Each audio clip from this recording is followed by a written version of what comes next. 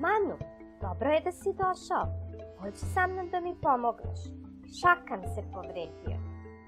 Hoću, mama, samo da ostavim torbe u kuću. Ovo su moje nove drugarice, Malak i Nur. Poći će sa nama.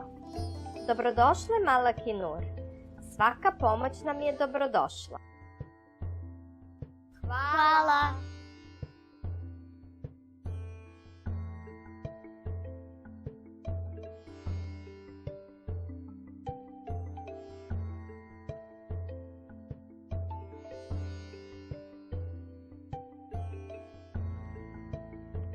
A ko je Šakan? Šakan je naš rođak. Radi na izgradnji novog hrama. Mama će mu pomoći oko povrede. Ona je glavni iscelitelj u našem selu. A, divno.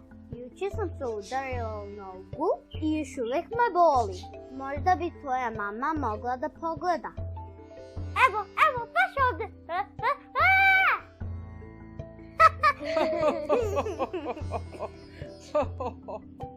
Maučakan!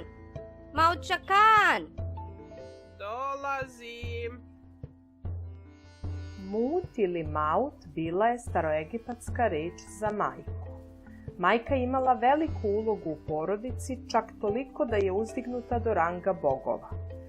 Mout ili Mut bila je i boginja majka od koje su nastali drugi bogovi. Zatim boginja Hator, boginja ljubavi i materinstva, i boginja Izis, koja je poznatija kao boginja majčinstva. Majka je bila i kraljeva kapija do egipatskog prestola, s obzirom da je budući prestolonaslednik morao biti kraljevskog porekla.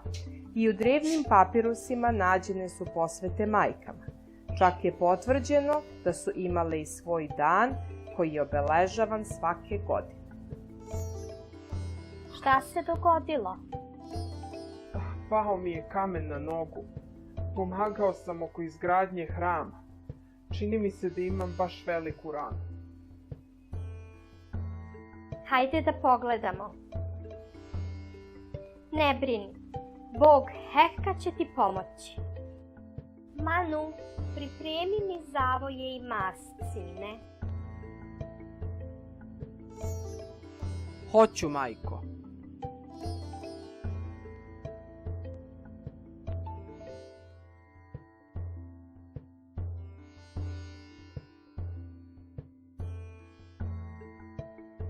Ovo su laneni zavoj.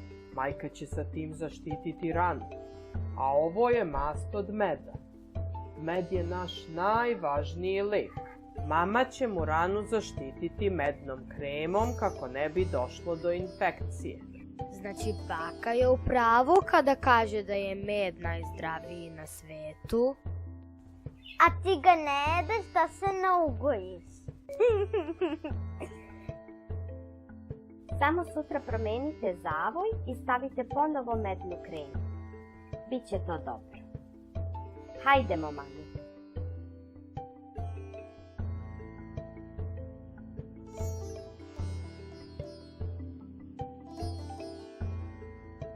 Med su koristile sve klase u starom Egiptu, što znači da se proizvodio u velikim količinama. Korišćen je za sve od zaslađivanja hrane, sprečavanja infekcije nanošenjem na ranu, preko ceremonije tokom mumifikacije kada je med stavljan u usta mumije, do plaćanja poreza. Postojalo je verovanje da duša čoveka nakon smrti poprima oblik pčele i tako prelazi u zagrobni život. Još jedna interesantna činjenica je da je tokom otvaranja grobnice kralja Tutankamona pronađena posuda sa medom starim 2000 godina.